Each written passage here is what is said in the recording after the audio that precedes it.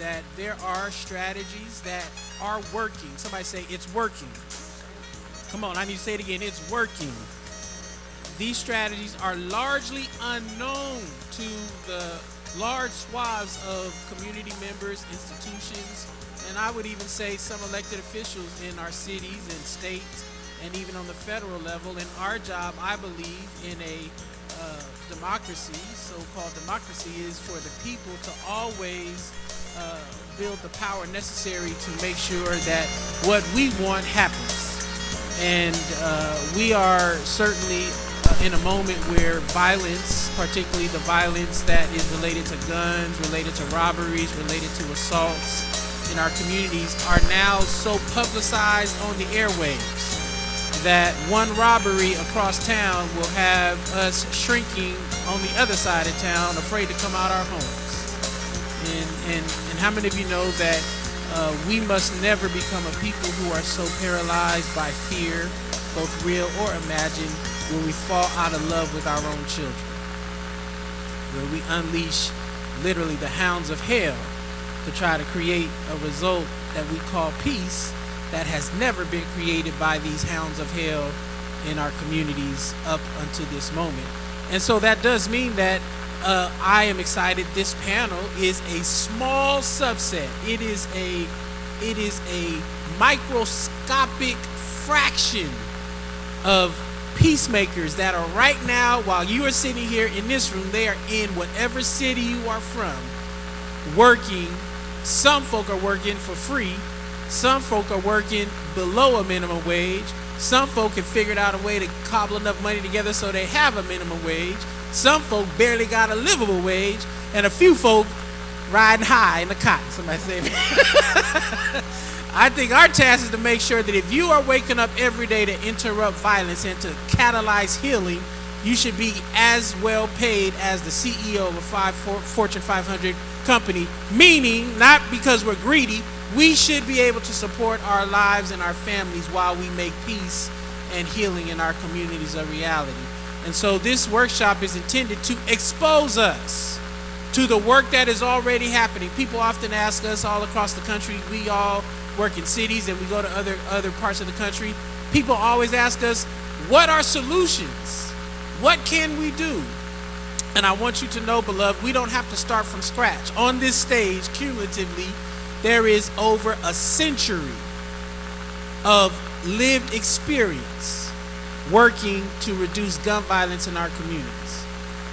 And so if there's over 100 years of actual knowledge on this stage, imagine how much knowledge is in your community. We just have to become more aligned, coordinated, and in relationship with one another. And so I'm super excited to have this panel here. We're going to talk about 4 or 5 primary categories, and then leave the last 30 minutes open it up for some question and answer. Tomorrow at 9 a.m., our panelists and a few others will reconvene for a morning session. We will train for 3 hours. And if you are from a city and you want to understand and learn these strategies, the more you can meet us in the morning at 9 a.m. This is the Preventing Violence track that is a part of our agenda for the State of the Black World Conference. We will literally have the whole day together from 9 to 4. Our beloved here on this stage will be in the room from 9 to 12. So whatever we talk about today, we can take you down a rabbit hole even further tomorrow morning. And then in the afternoon, we will have some more practitioners from across the country who are building, organizing, people-powered mobilization campaigns. They will share and teach us how to build a powerful organizing community in your city. So we can leave here with strategies. Everybody say strategies. And we can leave here with the power to organize. Everybody say the power to organize. All right, so those are our 2 goals. We want to help expose us to strategies and then build our collective power to organize. I'm going to invite our beloved panelists to just give a quick introduction of who they are. I would do it, but I am a black preacher, and as Bishop Noel Jones says, we can easily become intoxicated with the exuberance of our own verbosity. And I would not dare use my words when they can use their words. Put your hands together for Dr. Sister Lakeisha Ure from Newark, New Jersey. Please introduce yourself and tell us a little bit about yourself. Good afternoon, everyone. My name is Keisha Uri. I'm the director for the Office of Violence Prevention and Trauma Recovery in the city of Newark under Mayor Raj J. Baraka. But I come to this work by way of activism. I come to this work by way of being a person in the community to experience violence and having family and friends that experience violence and didn't have any access to resources. So being born and raised in the city of Newark, I lived in the city of Newark, and the one time or the time that violence came to my door, I was in college and my brother was in the house, and I ultimately had someone come to knock on my door to come and shoot my brother. And I answered the door and I had a conversation with the person, and he asked me questions. I didn't know that we were in harm's way, but by the grace of God, he had enough sense not to do anything. But the next morning, my brother left out to go pick up his daughter, and someone knocked on the door to say someone shot your brother down the street. And my brother lived, and when we had a conversation, it was the same person who knocked on the door. And so I was grateful that he didn't just come in and shoot everybody, but he had, some fortitude to wait to just get his target. And so because I saw the person, because my brother knew the person, ultimately the house and the place that I lived in all of my life, we had to move overnight. And so life becomes different when you are a victim of violence, or your family is the victim of violence, and you don't know what to do. And during that time, we don't have trust in law enforcement, so you're not going to law enforcement. And so from that time to that time, I had 2 boyfriends that were shot and killed in the city of Newark, a cousin that was shot and killed in the city of Newark. And I said I wanted to do something about it. And so I began to be a part of organizing in the city. During that time, the mayor wasn't the mayor, and there was a woman by the name of Nakisha Allen that was shot and killed, and there was no outrage. And so the increase in women and children being shot, no outrage happening, the people in the community said we need to do something about it. So we began to go out into the street, and we started a movement. And so week after week, any place that there was violence in the city, we went to that neighborhood and we shut down the traffic, and we blocked the traffic.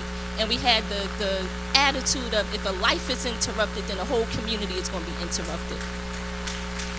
And so we realized then that this wasn't a law enforcement issue, that it's a community issue, and the community needs to know and be able to do something about it, because had this person said something, then it probably wouldn't have ended up on my doorstep.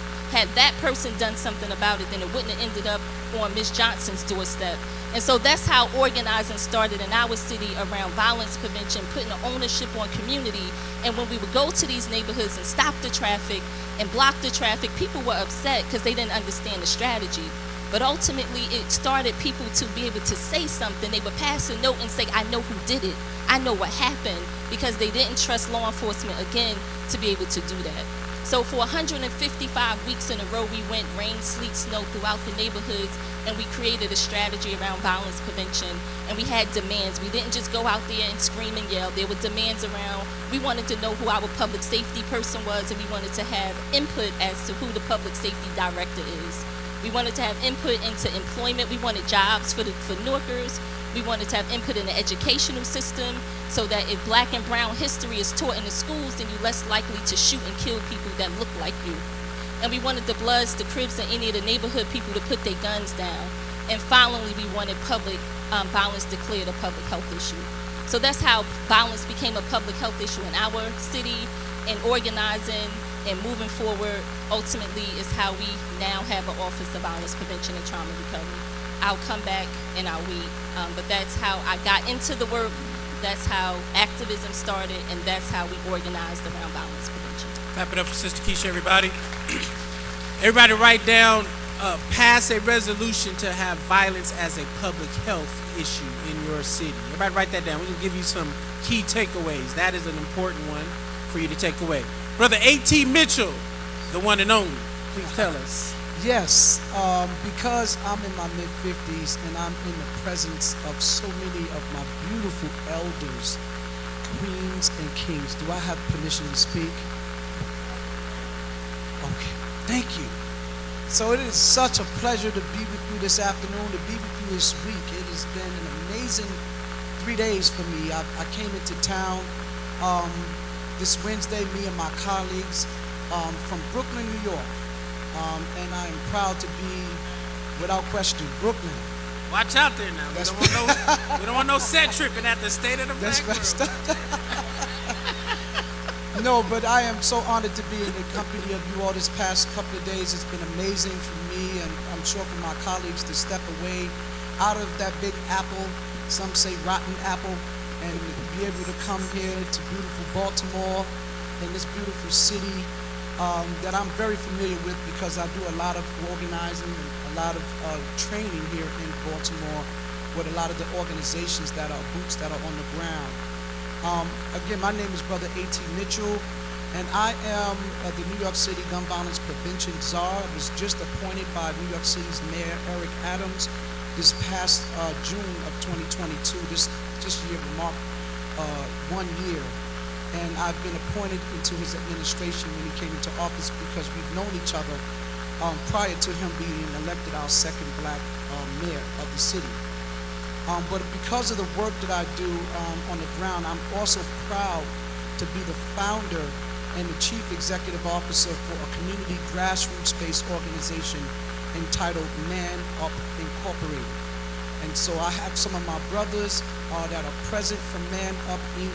I would ask that they stand just to be recognized also, because they actually was at work this afternoon.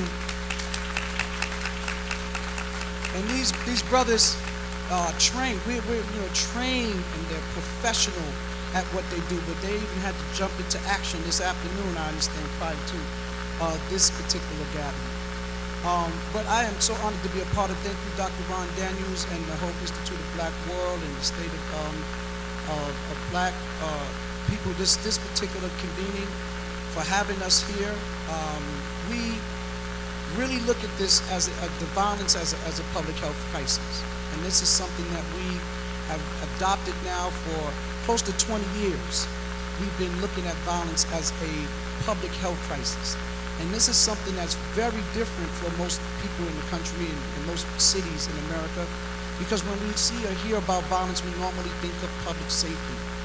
But none of them really taught us or thought about public health. And believe it or not, this violence that we are experiencing is more a public health crisis than it is a public safety crisis. And so what we had to do was relearn our approach and how we began to understand this plague, because it is one that is out of control. It is a disease that spreads and has no eyes, right? It doesn't see anything in its path. Anyone, everyone, whether you're young, middle age, or elder, you can be subjected to this violence. Is that correct? So when we look up and we see this violence spreading the way that it is, and it's tearing through our communities, there's nothing but something that we have to do. And in Brooklyn, New York, when we were experiencing this in East New York, Brooklyn, and in Brownsville, where we're from, we had to no other but to spring into action. I'm not ashamed to say that I am a gunshot wound survivor as well. I've been shot. I'm not ashamed to say that I was charged with a homicide in 1986, from which I did not commit. And because I did not have knowledge of the law, or I did not have any money to defend myself properly, I was a victim of the criminal injustice system, and I was unfortunately sentenced to 15 years in prison for a crime that I did not commit. But it was a blessing in disguise, because it was when it actually saved my life, because I wasn't no goody two-shoe, don't get me wrong.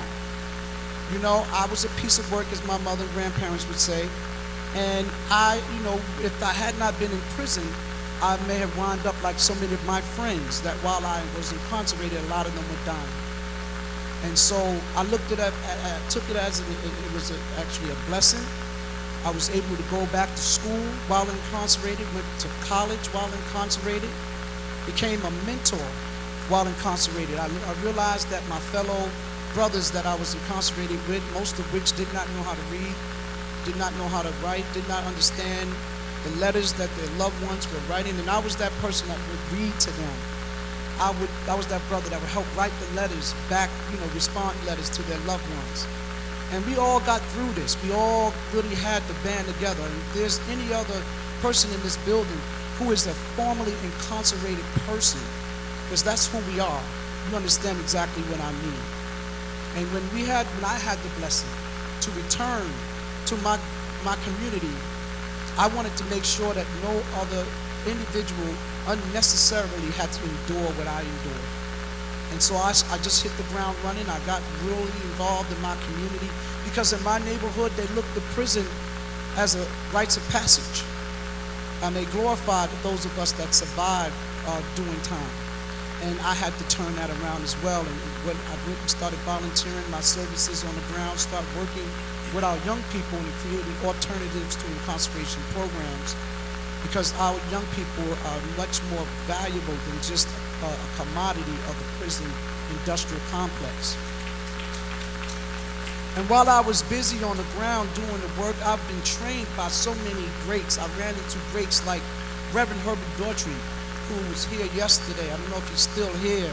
I've been blessed to be trained by Reverend Dr. Daughtry and by council member today elect Charles Barron. I noticed yesterday when we were in here, they had my brother's name up on the screen. I was elated because he was Batman and I was Robin. And so Brother Barron molded me. Sister Viola Plummer, if you know the December 12th movement, they was those that helped, groom me and understand what organizing was about, what mobilizing was about. And in 2003, November 17th, the day after my birthday, I was born on November 16th, and the day after my birthday on November 2003, unfortunately we heard that there was some children that had just got shot. So myself and Councilmember Barron, we rushed to the crime scene, and it said they took the children to the hospital, and it was alleged that 3 children were shot. And when we got to the hospital, we went into the emergency room, and luckily it wasn't 3 children, it was just one that had got shot, and he was an 8-year-old. His name was Deshaun Hill. And I was there when they pronounced him dead, and the whole emergency room erupted into tears and grief and anger. And I too felt that same, I felt it like it was like my little brother, an 8-year-old that I knew all his life, in short life. And I had to do something about it. And so at first I went out there as a vigilante. I went to approach those young people on the street with that, machismo. And that doesn't work, when you approach them in that aggressive manner. Because they was like, come on, OG, you know what it's like. You know what we out here doing, because they out there hustling. Because they want to take care of their families because no one else is giving them a job. They was outside because the community centers and the churches were closed. And so they had no other place to hang. And so I had said, all those things being true, it's still, there go Reverend Dr. Daughtry right there. Look at Pastor Daughtry. Look, he's going to live even longer than he is. Look at Reverend Herbert Daughtry. I just spoke you up, Pastor. I'm so blessed. Look at that. You can't make this up. So even with that, I had approached these youth on the street and said, although you don't have jobs, although there's no services, that's still no excuse for you to be out here recklessly, making everybody else afraid, doing what you want to do and shooting up the streets. And so after Day Day's unfortunate passing, I started in 2004 my own nonprofit. It's called Man Up Incorporated, as I mentioned earlier. And me and my sister along my left, this year we are going to be celebrating our 20th anniversary coming up of doing this work. So there you go, Pastor McBride. Thank you so much. Looking forward to the conversation. Clap it up one more time, A.T. Mitchell. Amen. And certainly, last but not least, the great, wonderful mother, Dr. Touch your name. Amen. Dorothy Johnson Spite from Philadelphia, Pennsylvania. Come on and share with us a little bit. You probably are well known to everyone, but for the sake of our audience, just give us a quick story yourself, and then we'll jump into our conversation. And thank you. Good afternoon, everyone. And my gratitude goes to Dr. Ron Daniels and the IDW for hosting this very important gathering. Thank you all for being here. My name is Dr. Dorothy Johnson Spite, and I'm founder and national executive director of an organization called Mothers in Charge. Thank you. Mothers in Charge is a group of mothers, grandmothers, aunts, and sisters who had to bury a son, daughter, or loved one because someone made a conscious decision to take their life. A club that no one wants to be a member of. My 24-year-old son, Khalid Jabbar Johnson, my only son, my firstborn, was shot 7 times over a parking space in December of 2001. Initially, I wanted to die. I didn't think I could survive his death. Let me just say the pain and grief of having to bury a son or daughter, someone you carried for 9 months, is the worst pain in the world. And initially, I didn't want to live. He was a wonderful young man. He worked at a middle school in Germantown in Philadelphia, working with kids with special needs, kind of following in my footsteps. He graduated from the University of Maryland Eastern Shore, not far from here. He's doing all the right things with his life. I was so proud of him. But he came across a very angry man who was out of control and shot him over a parking space. Initially, the pain was so bad that I couldn't live with it. So I did everything not to have to experience the pain. Self-medicating, drinking, whatever. I thought that was going to work. But let me tell you, that doesn't work. It didn't work. I had to seek counseling, intense counseling, and then I had to find a purpose to get up every day. So in 2003, May of 2003, next month is 20 years, along with some other mothers who had lost their children to gun violence in Philadelphia, we started to meet to figure out what could we do to address the increasing number of homicides in the city of Philadelphia. And for 20 years, we have been working on the front lines every single day. This is our life, to make a difference. It's mothers, grandmothers, aunts, sisters, wives, all who are courageous enough to get up and make a difference. We do mentoring of teams. We go into the prison. We even have a reentry program. Some people say, well, how can you work with folks who are sometimes those who have committed the crime? But there's one mother, Dr. Pat always says, they're all our sons. They're all our sons. And so we've got to figure out a way to reach them too, to prevent what is happening. And that's the goal of Mothers in Charge. Prevention, intervention, and education. And we do that in many ways. We do it with anger management every Thursday. And we actually have a facilitator that teaches the anger management, 9 sessions, 9 weeks, get a certificate. He is someone who did 42 years. Steve Austin, a standing young man who at 15 went to jail, but did 43 years. And he teaches anger management in a way that some people come and want to come to 9 sessions and come back and stay and give back and all of that. Because anger oftentimes is the root of what we see in the streets of Philadelphia and all across this country. You might want to think it's all about drugs, but it's not always about drugs. Drugs is a culprit, no doubt. But sometimes it's just anger, pain, hurt, trauma. We oftentimes want to say, what's wrong with them kids? What's wrong with them young people? We got to start asking what happened to them. We've got to find a way to, as we talked about earlier, the power of organizing. How do we organize in our community to save our children, our young people, our sisters and brothers? Nobody else is going to come and do it. It's on us. We have to be the ones to do it. No one's coming from somewhere else to save us. We've got to be the change we want to see. So for 20 years, we've been organizing. I have a chapter in San Francisco, in LA, Kansas City. Mothers who've lost children are organizing across this country to make a difference. But we can't do it by ourselves. We need everyone in this room to think about, what can I do to save a life today? And there's something that each and every one of us can do. Nobody's going to do it for us. And I'm telling you, it's a pain that I still live with. After 20 years, is a pain you never, ever get over of having to bury a son, daughter, or loved one to violence. It's a different kind of trauma. But we don't have to live like that. We can make a difference. We can save our folks from this tragedy and this epidemic, public health epidemic. But think about it today and tomorrow morning when you come back. What can I do? I don't want to experience that pain, and I don't want any of you to. So you've got to find a way to organize. There's power in it, strategize, and find a way to save us.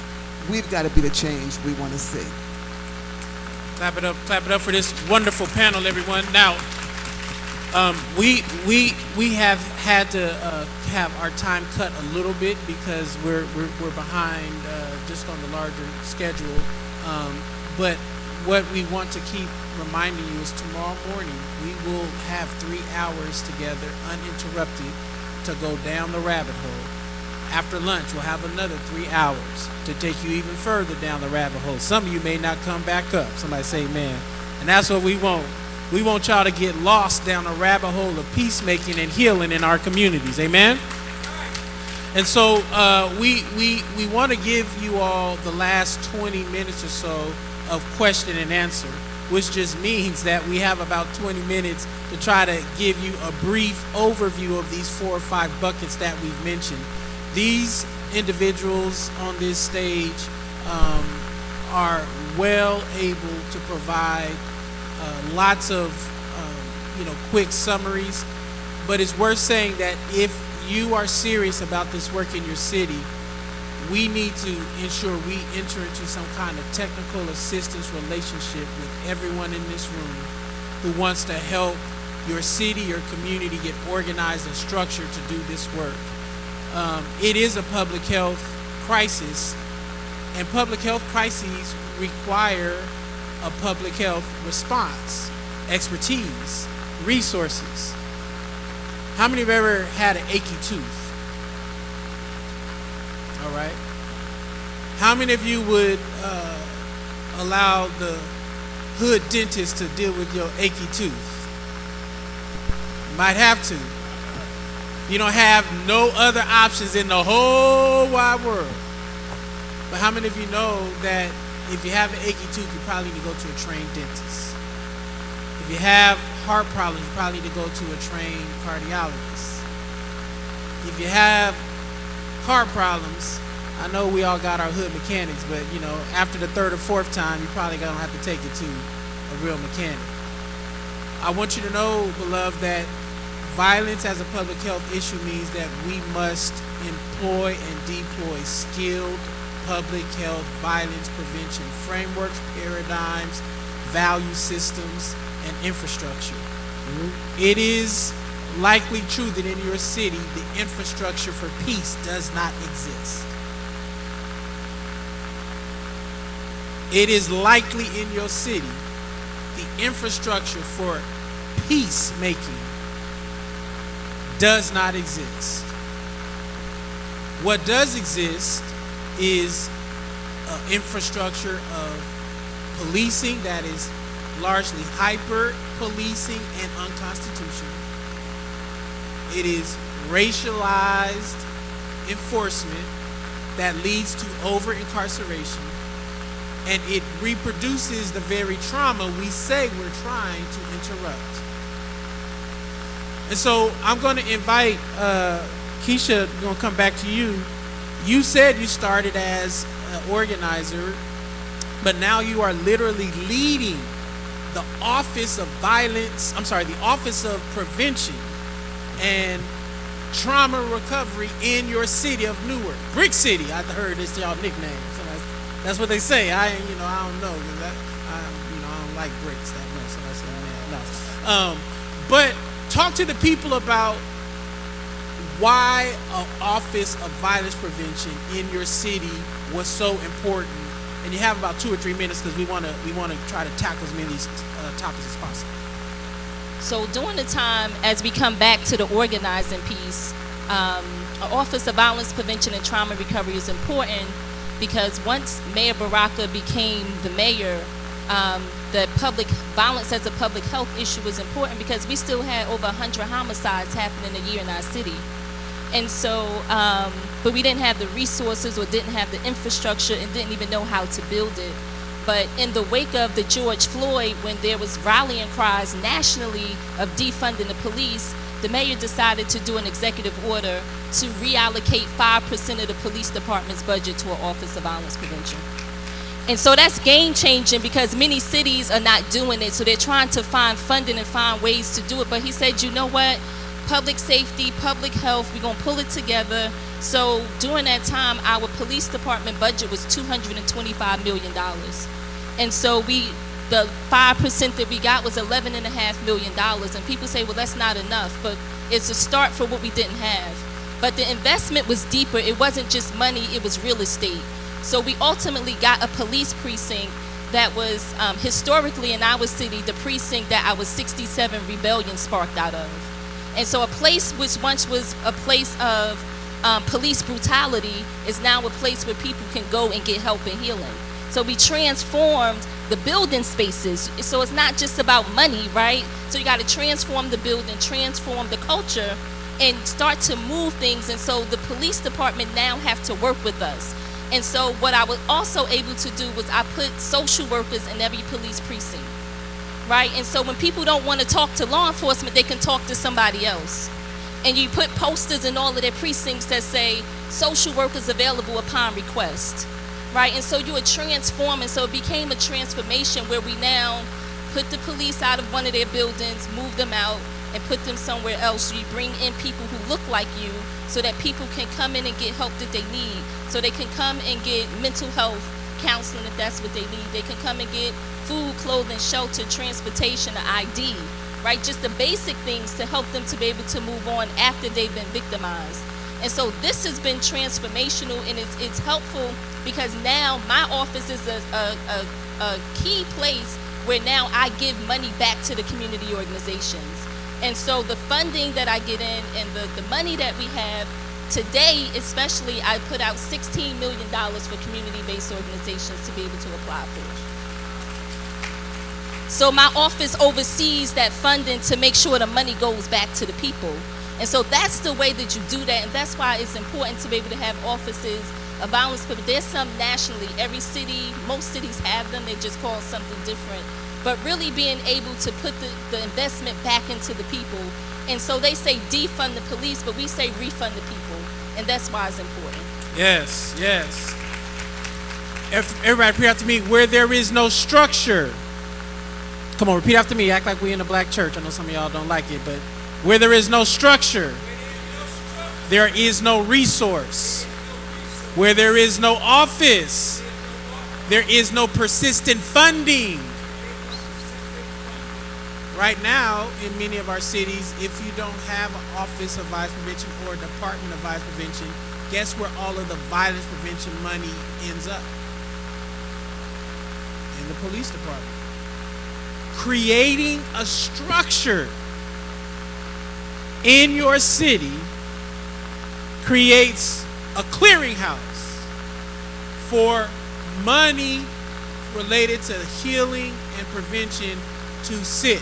It doesn't necessarily mean that that money will be utilized correctly, but it's easier to get hold of that money in a community office than out of a police department. So it's really important. One of the first takeaways, you and I and we must make offices and departments of violence prevention as regular in your city as a police department. Very important. That's building the systems. Second thing, I'm going to invite Mother Dorothy speak on this. Dr. Dorothy speak on this. Building community support. So the healing, the grief support stuff, the community-based supports. Talk a little bit about that work and why that is so important. That's very important. As I stated earlier, we've got to be the change we want to see. You've got to be able to meet people where they are in the community. That's so really very important. And organizing them and bringing them together and getting them on one page. You know, I think this issue of gun violence and violence in our community is something that each and every one of us are concerned about. You know, but we've got to come together, and that's so important. And that's got to be the number one thing that we think about. You know, we're going to have differences of opinion oftentimes, but we can't let those kind of things come between what we must really do. And that's to come together as one. and have one voice. There's strength in that. There's strength in numbers. So if we can come together as a community and start working together, no matter whether you're Democrat, no matter whether you're Republican, no matter whether you're Christian, no matter whether you're Muslim, because the Bullets doesn't have any name or any religion. They don't care anything about that. We're losing children all across the board. So we're organizing now, even with the Islamic community, to say that there's got to be a way that we all come together and not let sometimes our differences interfere with the work we must do to save lives in our communities. Come on, clap it up for Dr. Dorothy. AT, jump on here, because part of what you have been charged with, I believe, if I understand your role as a gun czar, is to help coordinate all of the various groups in the New York crisis management system, help provide leadership, cohesion, street outreach work, violence interruption work, hospital-based work. So again, you only have 3 minutes because we don't take it down the rabbit hole tomorrow, but perhaps give them a sense of what these components in the city would look like. And not necessarily government ran, but community rans. You started a community effort. So we don't all need to work for the government. We can build the infrastructure among our own selves. But what does that work look like? Give folks some descriptions of names and titles of what this work looks like so they can recognize that in their own community. Yes, sir. So, as been said, the community is honestly, in my professional opinion, is the antidote, right? And if we can see ourselves as the solution, if violence is a problem, then that makes us the solution. And so, like in New York City, the beautiful thing that have come out of the amazing organizing work that we have been able to witness is the emergence of what we now call credible messengers. You might have heard that term, credible messengers. And what are credible messengers? These are individuals who are actually from the neighborhoods and the communities where violence is most prone. These are individuals who have been there and done that, who have never been approached for their expertise or their opinions in the past, right? Normally, they was the subjects of a lot of people's investigations. Let me ask you a question about a credible messenger. Does a credible messenger look like me, wear a collar? Absolutely. Does a credible messenger have tattoos? Absolutely. Does a credible messenger curse and stuff? Absolutely. Does a credible messenger walk on water? No, I'm just in some cases, absolutely. No, Pastor. No, because the people who a lot of times people would walk by and would overlook, they were never looked at and asked to partake. We would assume that they didn't want to see change. The people who are closest to the problem are the people who are the best to be the ones with the solution. Yes. And so what we've been able to do through this effort is to organize this body of men and women who are willfully able to get involved in helping us push the violence back by looking at violence as a public health disease and understanding that violence is a contagion. And so, in fact, if there's people who are angry in the morning and they get up in the house, is that correct? And they start fuming that anger, doesn't it change the whole culture of the household? Right? And so these interrupters, as we call them, and now they've been coined as violence interrupters, and people who have been trained to know how to interrupt violence at the core. When we are hearing of these incidences and on our evening news, a lot of people are not aware that these things begin from sometimes most very small issues. Not like some of us think like in the past where these things were over large issues. We're talking about some very microscopic issues, things that are interpersonal, most of which. Things that can be resolved if it's caught on time and interrupted on time and mediated on time. So violence interrupters have become a really popular title. Hospital responders, there's men and women who are trained from the community to know how to respond to the hospital when someone is unfortunately stabbed or shot or a victim of blunt trauma. And then we have outreach source workers, and these are people who are the carriers of the resources. The cities around the country, most of which agencies, they have billions of dollars that they dedicated to serve our neighborhoods. But I think we all will agree that most of these billions of dollars of resources hardly ever made their way into our crevices of our neighborhoods. And so now with the credible messengers are part of the solution, we can give the resources to them. And because they know their neighborhoods, they know their backyards, they know the people in the housing, in the community, they're able to deliver those resources and make sure that the right people are taking advantage of it, more importantly.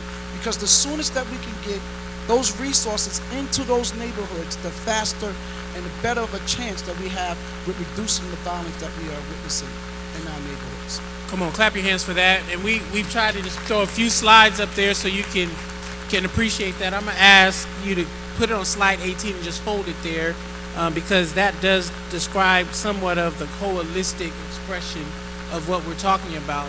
It is so important. And we have some credible messenger loved ones, individuals who are here from different cities in this room today. Some of them will be present tomorrow. Again, come on back, get a chance to meet them. But I think it's so important to appreciate that a lot of us, and this is not intended to be an offense to anyone, we don't really believe Pookie, Ray Ray, formerly incarcerated people have much value in this conversation as a solution to this problem.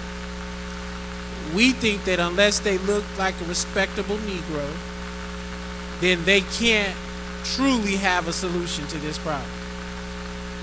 And some of us have to invite God, the Holy Spirit, however you get your own personal transformation, to exercise from us this idea that, as Brother A.T. has powerfully said, those closest to the problem likely are much closer to the solution, which means they don't need your judgment more than they need your support. Somebody say amen, right? If we who are respectable, and I'm a respectable Negro, but I also like to be in the streets, but we who are respectable, faith leaders, elders, CBO, if we work to get behind credible messengers and the organizations that cultivate them, show up at a city council meeting, write a letter of recommendation, churches that have empty social halls and office spaces, let these folks use these spaces. You become a peacemaking hub in your community, right? If we were able to really do that in every one of our communities, we have Keishas and ATs and Dr. Dorothy's, but they are not supported by we who say we're concerned about violence. And so what we will do, many of us, is stand next to the police, the mayor, the prosecutor, and politicians, talk about we want to solve violence and not even call up their counterparts in your own city. Somebody say something has to change, right? So it is so important for us as we leave here. I don't doubt all of us are concerned about violence. I'm not trivializing violence. What I am telling to us is we don't have to ask for solutions that are already at work in your community. We need to open our eyes and hearts and recognize that the solutions we're talking about, we have been working at the federal level to get them funding. I'm going to come back to Dr. Keisha. Share a little bit about how we are now funding peace or funding this work through various pots of money that have been made available at the federal level. And that means they're available at the city, county, and state level. How many of you live in a city? How many of you live in a county? How many of you live in a state? Well, there's some money for you. Somebody say amen. And let me tell you this money is, how many of you pay taxes? All right, turn the camera off first. I'm sorry. Somebody say, this is my money. Say it again, this is my money. We're not asking for no handout. Somebody told me, Big Brian, you asked for a handout. I said, I'm not asking for a handout. I'm asking for my tax dollars back.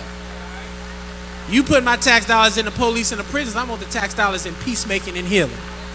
How do we get that money? Talk about that money.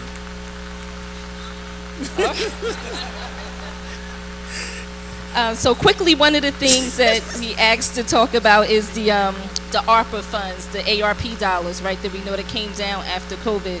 And the funding provided under ARPA provides a unique opportunity for state and local governments to make strategic investments in long-lived assets, rebuild reserves to enhance financial stability, and cover temporary operating shortfalls under economic conditions and operations normalized.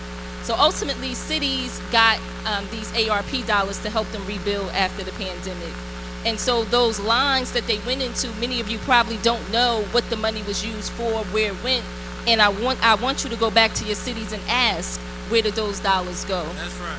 I believe the city of Newark, I think we got over $100 million. And a lot of that money goes towards housing, economic development, different things. But we had a line in there for public safety. And before my Office of Violence Prevention and Trauma Recovery was built, that was all for the police. But once my office came into play, it's only been around for 2 years, then they had to share that money. And now I am sharing the ARP dollars again to give back to the community-based organizations that's been around doing this work for 5, 10, 15 years with no help.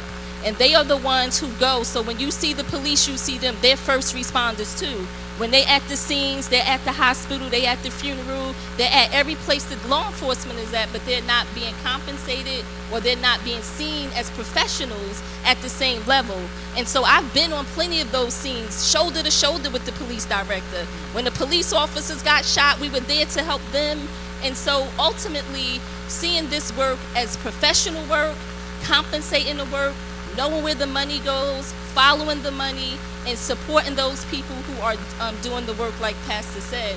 But ultimately, we are organizing, and so like AT said, people are coming together. So in my city, we have a Brick City Peace Collective, where we have 18 to 20 organizations that meet every month, and sometimes twice a month, and they report out and talk about what they're doing.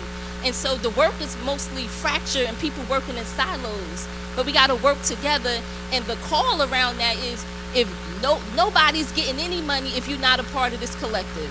Nobody's getting a letter of support for a state grant or a federal grant from the city. Nobody's going to get and be ahead of nobody because we're not working collectively. So it's that attitude around no one receives if all of us don't. And so that's how we have to really start to do that, build collectives in our cities to work together, that we all receive funding, even if it's from 50,000 to 10 million, that everybody gets funded and nobody gets left out of the gamut. Ooh, come on. Everybody say the silver bullet is collaboration. Say it again, the silver bullet is collaboration. There ain't no magic Negroes up in here. Ain't no messiahs. The power is always with who? The people. When the people get together and organize and collaborate, we can get a lot done. Our challenge is when these dollars show up in our communities, organizations start fighting each other. We fall out with each other over $10,000. So I say, man, when there's $10 million available, rather than saying, God, man, I'm glad you got your $10,000. You go write you a grant for $10,000 and ask them, how did you get that? Or can we apply together and rather than you get $10,000, I get $10,000, let's ask for $50,000. Let's ask for the full $1 million. Why we don't think like that? Because the colonizers still got a hold of our minds. Come on, somebody. Ain't this the state of the black world? So the way we get free and leverage these resources is for us to come together in your city. You should not be trying to do this by yourself. I know you got a great nonprofit, a great church, but your church and nonprofit is not big enough to solve the problem of your city by yourself. So we must work together. Last thing we're gonna hit is messaging. AT, talk a little bit, and Dr. Dorothy, this is something very, very prioritized in your heart as well. So I'm gonna give you all an opportunity just to say a quick word about messaging and communications and narrative. Talk about the importance of mastering the narrative of violence in your city. How many know nobody creates a mentoring program for a monster?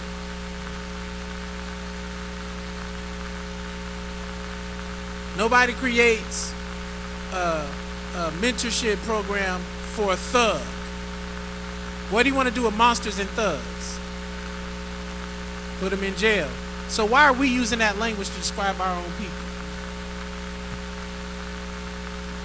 Gangsters, thugs, hunters, predators, monsters. And then you go to city council, can you give me $10,000 for the monster I'm trying to help in my community? Look at you like you crazy. AT, you the czar of gun violence. Talk about how you've had to help change the way we just talk about our loved ones in our community. Yes, without question. I mean, it's so very important, Pastor McBride, in reference to how we do speak up and speak out and how we identify ourselves is very important. We don't speak into action or into existence something positive of what we see, then others will write a different story. And so, as I said earlier, I'm no longer ashamed because there was a time I was once ashamed to tell people that I was formerly incarcerated. But I now realize, again, the greatest of the greats have been incarcerated. You know, right? You think about it, Christ himself was incarcerated. Is that correct? Nelson Mandela became president of the whole country. Is that correct? All of them. Martin, Malcolm, all of the above. And so we have to begin to change the way that we describe our own because it has an impact on the way society sees and treats us. So, for example, you may look at a person that's been in jail before, prison, and say that's a convict, right? There's other words that we used to describe them, ex-offenders. You've heard of those names? An ex-con. Those are words that we don't use today. Those words don't breed positivity. So what we now define ourselves, there's tens, if not millions, hundreds of millions of people who are formerly incarcerated people. Okay? Say formerly incarcerated people. Formerly incarcerated people. Yes, because that's who they are. You know, they're people. They're no different than anybody else.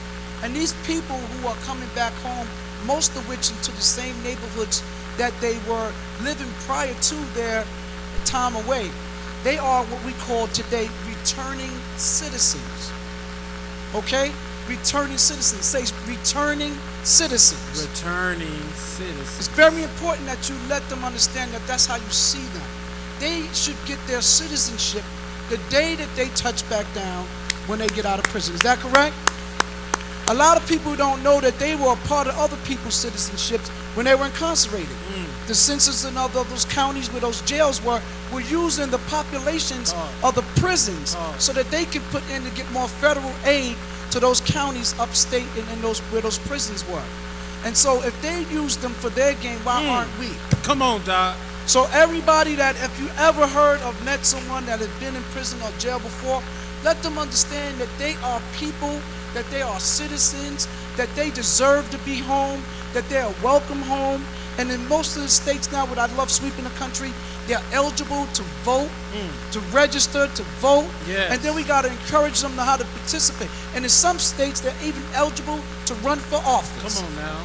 And I know in New York State, we now have an elected assembly member who's a formerly incarcerated person. Today sits on the state assembly. And so it's very important that we don't, character assassinate our own young people, that we see them as our young people. If no one else is turning their children over, then why should we? Come on. When they talk about Pookie and Ray Ray. That's right. And then they want to come in, they want you to tell me everything about Pookie and Ray. Well, you tell me everything about John and Jimmy. On the police force. On the police force. So they're not willing to give up theirs, but they want us to give up ours. And if they're not committing any crimes, they're not anybody's perps. And it's very important that you listen to the mothers and fathers at those meetings, because they try to describe our young people as if they have already been convicted. All right? And sometimes they just need you and I to sanction so that they get justification to go into those neighborhoods and lock and round up all of our young people, watching them for 2 to 3 years, investigating them when they were young. So if you knew that they were children when you watched them making mistakes, why didn't you intervene then? Why did you wait until they continue down the spiral, that slippery slope, and then you put them in jail? And you knew that they were, they were minors when they were young. This is our young people, and it's very important that our community and our youth see us and they feel that we love them and that we don't see them as somebody else's cattle that's going off to prey, okay? Yes, Thank you yes. so much. Dr. Dorothy. I mean, he said it all. You really did. It's important, you know, and the news is the news media, breaking news. It's always when it's breaking news is one of us, you know, and they'll describe us in a way that we shouldn't be described. So we've got to be careful not to buy into the media with the breaking news and things like that. Describe our own in a way. Messaging is important. You know, the narrative is important. Don't buy into it. Know who we are. That's part of the problem with young people. They don't know who they are. And we've got young children now, 10, 11, 12, watching news, and they're forming a way that they think about themselves as a result of the news. So don't buy into that narrative. It's a reason that they're doing that. And it's not always the truth. Thank you. Come on, clap your hands, everybody, for this panel. We have about 25 minutes, 20 minutes just for some question and answer. Now, again, I wanted to say to you, we did not do each one of these buckets any justice. We could have a whole hour or two long conversation on each one of these buckets. So guess what? Tomorrow, somebody say tomorrow, 9 a.m., somebody say 9 a.m. Don't go to no other session. Come on, just play. You who want to sit with us, and there are other practitioners literally from across the country in the room that have come in just because we wanted to take advantage of this gathering and do some more training among ourselves to sharpen our work locally. You'll be able to sit with at least a dozen or so individuals from a dozen or so different cities who are doing this work every day. So if you want to sit with us and go down a rabbit hole, we'll break open our worksheets, our toolkits. We'll give you all the information that we have. None of this is proprietary. It's all a collection of decades of work bequeathed to us by our ancestors, and we want to turn it over to you all. So have no fear, we can't get to every question or answer today, but tomorrow, 9 a.m., we're going to work it out. We have a couple questions. I see some questions. So if you have questions, can you please come and line up over here for questions, please? And just so I'm clear, Pastor, you said questions and then answers. Yes, you didn't say audience provide comments. questions, and we'll try to give answers, not because we know everything, but we want to leverage this opportunity. If you have a sermon or a sermonette, we will try to book you a place on Sunday or on Shabbat day and give you a platform for that. Thank you. Amen. So can everyone say a question? Question. Thank you.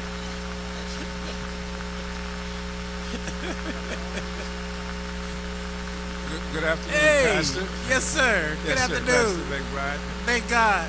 One of our elders. Clap your hands, everybody. I love this man. Yes. Thank you very much for the work that you all are doing. It's very important in our communities. I want to ask you a question because I know that you and your network had invested a lot of time and energy with the Biden administration and the plan that you all had developed to combat violence in communities across the country, which was a very outstanding plan. What I'd like to do is to ask you if you could update, this audience on exactly where that proposal stands at this point, both in terms of the support within the administration and the funding, which was so critical to the implementation process. And if the major funding did not come through, what are the alternative sources to keep that project alive? And then can you make an effort to let us all understand the impact and meaning that can have in all of our communities, because it helps us to save our own youth and not just condemn them to where society would like to condemn them to. Absolutely. Absolutely. I'll try to do this real briefly, and again, we'll take you down a rabbit hole on this conversation exactly tomorrow.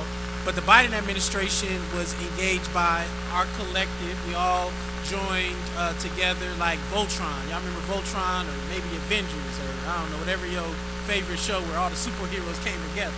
Justice League, I don't know, whichever one you want to call it. Because we realized we were better together, right? And so we began to lobby the Biden administration. We asked for first we asked for $8 billion over 10 years to fund peace, to fund all the work that we were talking about. They came back and said that they thought they could do $5 billion. They put it in the reconciliation bill, the Build Back Better reconciliation bill. Many of us know that those resources were never passed, that bill never passed, but what we got the Biden administration to do were two things. One was to create executive orders that made available $10 billion of potential money across the four departments of the federal government: labor, justice, health, and education. Executive orders. So literally, if we all go to the Department of Justice, Department of Education, Department of Labor, Department of Health and Human Services, there are federal grants available that if we came together, created enough good infrastructure, we could compete for those grants. So that money is there, and it's renewable every year. So if we don't get it the first year, we apply. We didn't get the first year, but we're applying again this year. So you may not get it the first time, but you got to keep going. The president agreed to put $200 million in his regular, what we call skinny budget. So now it is a regular funding stream in the annual budget recommendation that goes to the Congress. So now that means that we now have $200 million. Previously, it was less than maybe 60. So now we have $200 million. Many of us are aware that the Bipartisan Safer Communities Act that was passed last year after the Uvalde and the Buffalo tragedies, well, that bipartisan bill, they took the bill that we all created, Breaking the Cycle of Violence, and they put $100 million of that money into that bipartisan bill. And they put maybe another $1 billion into public health alternatives to violence. So what does this mean? This means that there is money available at the local, state, and federal level. It is worth acknowledging that accessing federal grants are very difficult. It is a laborious task. So we must start creating the infrastructure needed so we can pull down that money, because what is happening now is all of the wonderful allies we work with who are not melanated, somebody say amen, are now hiring melanated folks to work as their middle management people so they can get the money, and the money never comes to the people. I'm telling you, these some slick colonizing folk, I want you to understand, right? So we must be, as the scripture says, wise as serpents. Don't be no snake, just be wise like one. And harmless as a dove. And come together. The money is no longer the problem now. The challenge we have is access and infrastructure. It's just the access and infrastructure. We can do that, then during this next administration, we can secure these dollars. The organizing is so important because it is not a given that these dollars will be here at the next administration. Right? So we gotta strike while the iron is hot. Yes, sir. And we'll go down the rabbit hole. We can show you some grants that did win these things tomorrow and help you all think through how we do this work together. So, Pastor, if you answer the next question. Well, why don't you ask 3 questions? 3 Get questions. 3 questions and we can get to everybody, and then the panel can hop in on all 3 questions. Okay, and then that's going to be it. Well, do 2. Let's get everybody. So get 3 questions, and then we'll answer. Okay, we have 10 minutes. 10 minutes. That means 5 minutes for every 3 questions. Okay, I'm an expert at this. Just we got it. thank you. Okay. All right. My name is Swami Thea Wangaza, Director of the Malcolm X Center for Self-Determination in Greenville, South Carolina. That's a great name. A veteran of the NAACP and college chapters of Virginia and a student nonviolent coordinating committee. We all know that an ounce of prevention is better than a pound of cure. I'm calling for full funding of Head Start because we know that the folks who go to prison can't read and write.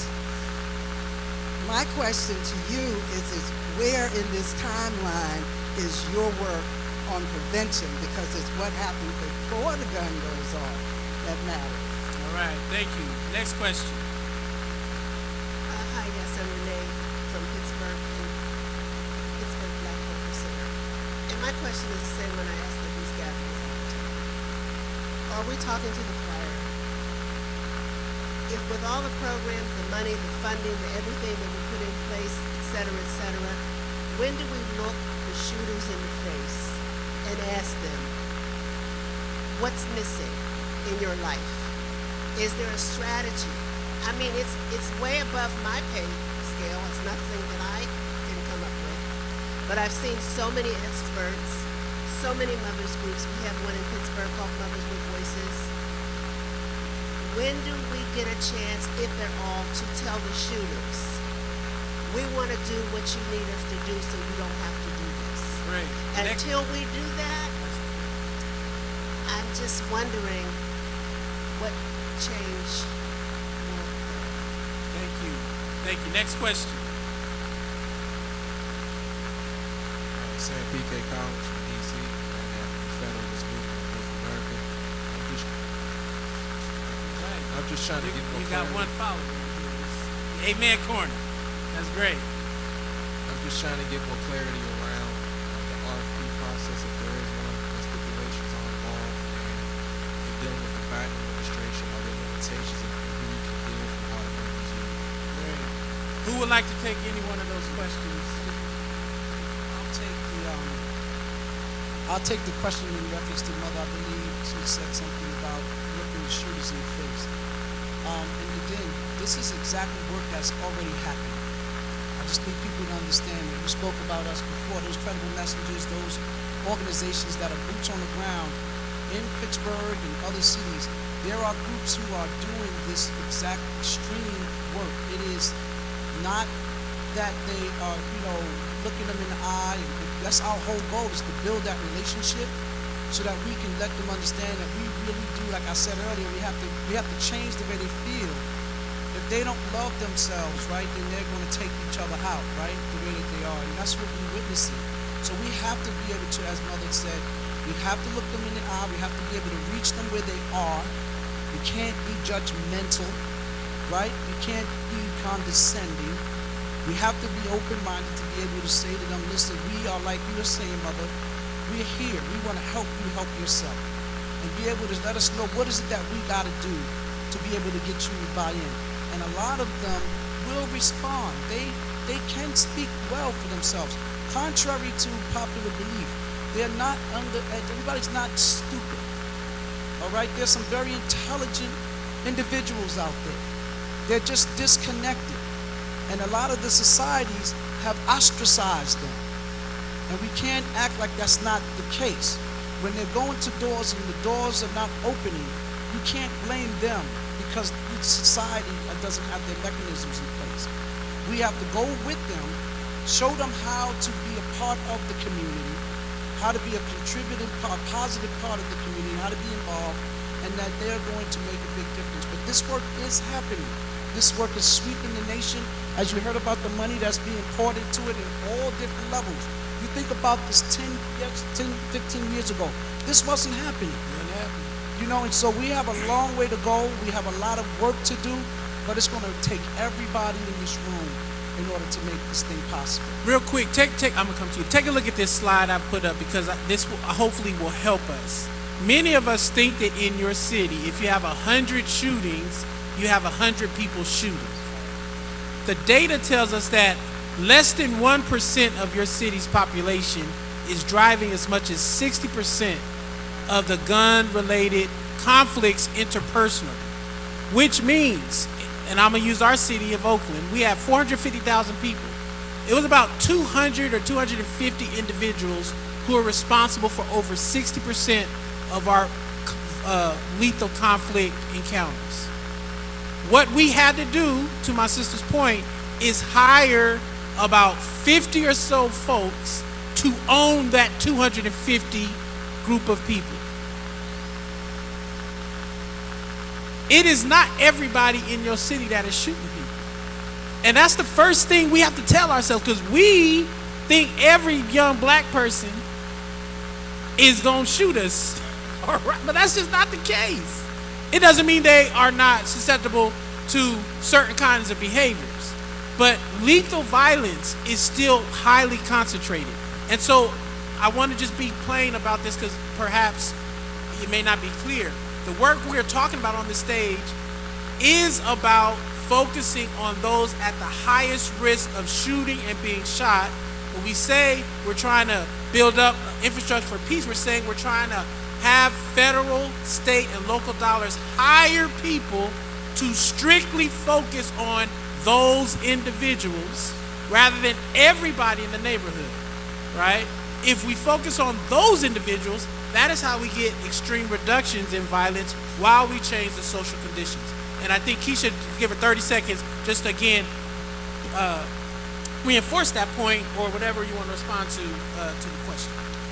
For the first sister that asked about the prevention, so under the office and there is a prevention strategy, there's an intervention strategy, and there's a treatment strategy. So we do know that prevention, then you don't have to intervene if you prevent. So we do have those strategies in place.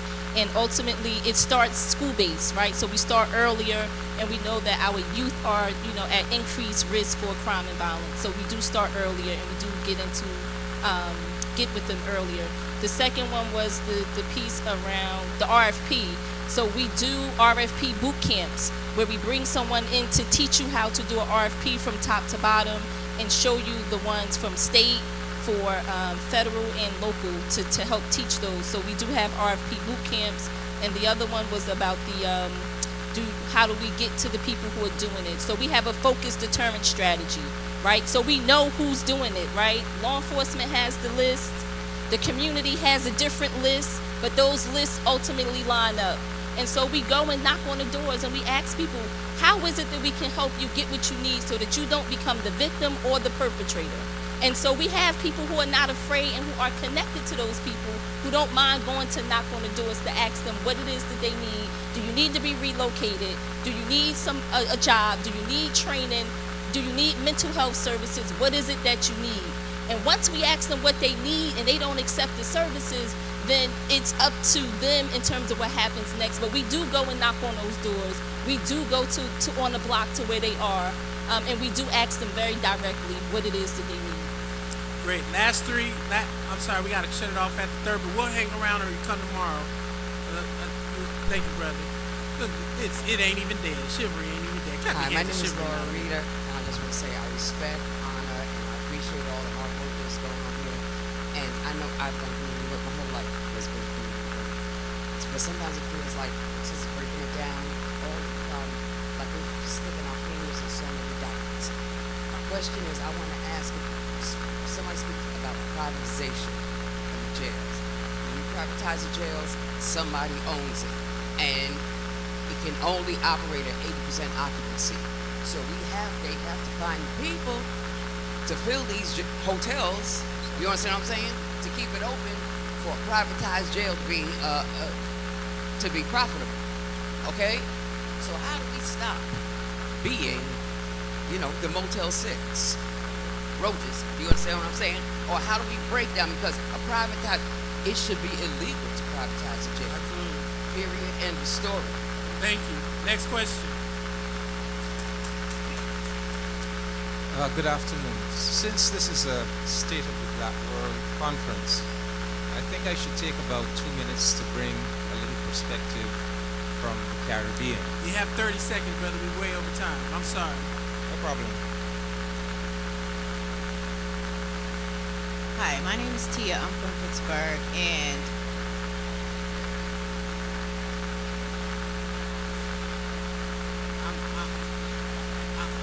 I'm trying to be a good steward over the time.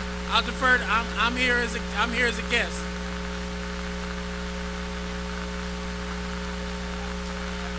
So here's the issue. We keep going over time, which eats into the next time, right? So we're taking questions. Part of it is that we don't get questions, we get long comments and questions. I understand that, but we're already at time. I need to stop this now because we're at time. I was trying to give him 30 seconds. I was trying to be... Exactly. I was trying to allow for something to be said, right? And, so it becomes very difficult to make sure that the schedule runs on time, that you all are able to come back. And see, I'm taking time now based on the fact of the responses, right? What's your question? I'll be really brief, I promise. So it's gun violence is multi-pronged. So I want to ask a question. We know that our babies are dying, not necessarily because of criminal activity, but because their parents' guns are not stored properly. And so I want to know, what is it that you all are doing around responsible firearm ownership, or properly, teaching people how to properly store their firearms? Because not everybody is a criminal, right? Thank you. So, Great question. And the reminder that there will be 3 hours tomorrow. There's 7 hours. 7 hours tomorrow to bring all of the perspectives to the session. Commissioner Mary Alice Adams, when we come in tomorrow, are we giving out flashlights before we go down the rabbit hole? I would ask that everybody would pay attention to the narcotics officers and the things that they do in our communities.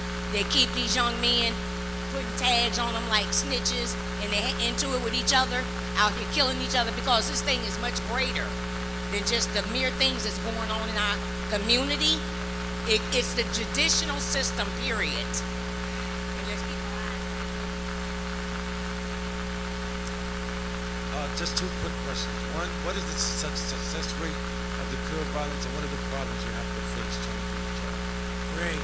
All right, these are our final remarks. I'm going to invite Dr. Dorothy. We'll start with you. We'll just go right on down the line and answer whatever questions have resonated with you. I wanted to address the sister in the back who asked about the shooters. We really do have to do that. A lot of times, even today, we need young people here today. We got to hear from them. As you heard earlier, those that are closest to the problem are the closest to the solution. And oftentimes what you see in the streets across this country, those who don't feel they have a voice, or that no one cares. But I want to also go back to the point that was made in the very beginning about organizing. You can do that in your own community, in your own block. You don't have to, you can volunteer in an organization, and a lot of organizations that are doing preventive work and trying to reach the young people. Get involved with them. It's not just what are we doing, it's what are we all going to do. And we have to reach the young people, and we have to hear from them. We have to ask them, as you stated, what do they need? What can we do to help? That's the question we've got to ask them. And we've got to involve them and have them at the table. We don't have all the answers. So as it relates to the question around this, there are different models out there that's been proven to be successful. A lot of it is online. There's evaluations that have been conducted by major universities. I know in New York City, our own John Jay College of Criminal Justice in 2017 had also did an evaluation on the Cure Violence Global Model. And it does. It comes back every single time. When you use the people who, again, are closest to the problem, they deliver and bring and show the results where the reduction in violence is going down. And so we really want to make sure that we uplift these different models. The crisis management system is a model that we have in New York City, where we taken this Cure Violence Global Model and we put it on steroids. And we basically added all of the wrapper around cure violence. I don't necessarily know, but I know. Dr. Dorothy. Yeah, I just wanted to add one quick thing. Mentoring is important. That's something we all can do. Anybody in this room, I bet, can say somebody mentored them along the way. Reach out to a young person and mentor them. They did. I want, to my sister's point, hey,